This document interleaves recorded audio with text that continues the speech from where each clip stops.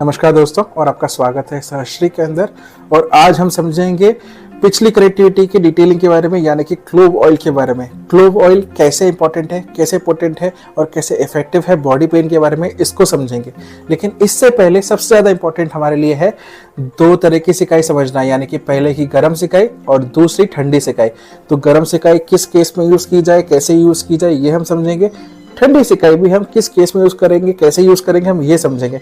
तो please do not forget us to subscribe and follow. तो आइए स्टार्ट करते हैं। तो पहले समझेंगे ठंडी सिकाई। ये ज्यादा इंपॉर्टेंट है और ये हम सबसे ज्यादा मिस करते हैं हमारे ट्रीटमेंट सेल्स के अंदर, यानी कि ठंडी सिकाई। ठंडी सिकाई वो सिकाई होती है जहां हम शरीर के इन्फेक्टेड या अफेक्टेड पार्ट को ठंडा करके उसको ट्रीट करते हैं, यानी कि उसको ठंडक देते हैं।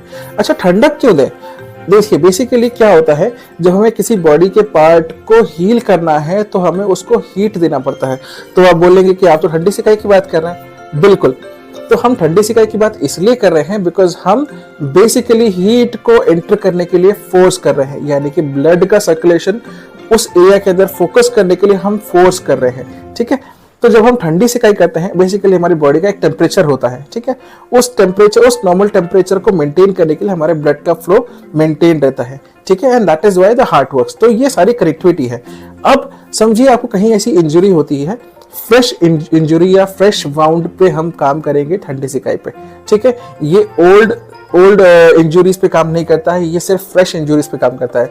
तो जब फ्रेश वुंड या फिर फ्रेश इंजुरी होती है तो आपको क्या करना है, बेसिकली जैसे ही आप उस पार्ट के ऊपर ठंडक दे देंगे, यानी कि आइस पैक लगाते हैं या ठंडक प्रोड्यूस करते हैं उस एरिया के ऊपर, तो क्या होता है, बॉडी हैज दिस इंटेलिजेंस कि अब उसको पता है कि इस पर्टिकुलर पार्ट पे ठंडक हो रहा है, यानी कि टेम्परेचर ड्रॉप हो रहा है। तो बॉडी को ये लगता है कि उस ऑर्गन में किसी ना किसी प्रकार की कोई डिसेबिलिटी प्रॉब्लम या इश्यू आ रही है, because of which the temperature is dropping down in that particular area.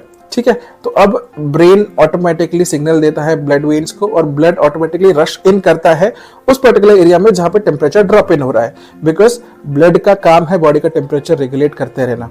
ठीक है, तो जैसे ही आप ठंडी सिकाई करके उसको हटाते हैं, ब्लड उस एरिया के अंदर रश करता है, और जैसे ही ब्लड उसके अंदर रश करेगा, वो जो डैमेज्ड पार्ट है या वो जो इंजुरी है या वो वुंड है, वो बेसिकली जल्दी से भरना शुरू होगा, जल्दी से हील होना शुरू होगा, बिकॉज ब्लड के अंदर बहुत सारी हीलिंग एबिलिटीज हैं। जब वो उन एरियाज के अंदर जाएगा तो वो उसको रीइंस्टेट करेगा, पुराना फिर से उसको जीवित करेगा, उसको हील करेगा। ठीक है, सो दैट इज हाउ ठंडी सिकाई वर्क्स। ठंडी सिकाई बहुत इंपॉर्टेंट है, and but please do not forget to use it only on the fresh wounds. उसको पुराने वुंड्स के या पुराने इश्यूज के अंदर यूज ना कीजिए, बिकॉज यदि आपने ठंडी सिकाई अगर पुराने वुंड्स पे हील किया तो उसको रीइंस्टेट करना बड़ा मुश्किल हो जाएगा। So please remember this and please do follow us for the next session on which we will talk about गरम सिकाई। हम बात करेंगे गरम सिकाई के बारे में अगले सेशन के बारे में। तो प्लीज बने रहिए और फॉलो करते रहिए। Thank you so much. Thank you for following सहश्री।